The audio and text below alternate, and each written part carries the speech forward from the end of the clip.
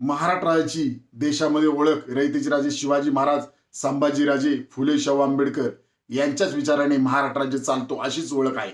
पुणे शहराची तर ओळख देशामध्ये एक सुसंस्कृत शहर आणि विद्येचं माहेरघर आहे. तरी सुद्धा पुण्याजवळील पिंपरी चिंचवड भागामध्ये हुंडा प्रकरणावरून एका महिलेला आत्महत्या करावी लागली. ही अत्यंत गंभीर बाब आहे. याच महिलेची मोठी जाव समोर येत या घरामध्ये कशा प्रकारे अन्याय अत्याचार झाला आणि कशा प्रकारे स्वतः सुद्धा अन्याय अत्याचार झाला हे काल त्यांनी मीडियाच्या माध्यमातून देशाला सांगितलेलं आहे. मुळात पुणे शहरात अशी घटना घडणं अत्यंत निंदनीय आहे. कारण याच पुणे शहरामध्ये ज्ञानज्योती सावित्रीबाई फुले यांनी शिक्षणाचा लढा दिला. तरी सुद्धा याच पुण्यात अशा घटना बहुजनांच्या घरात घडत आहेत. हे अत्यंत चुकीची बाब आहे.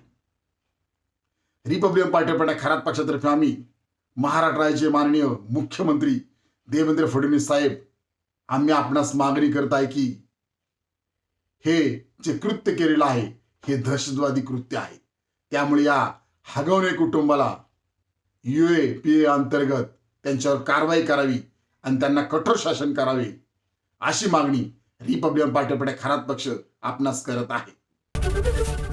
ABP माझा, उघडा डोळे बघा नीट.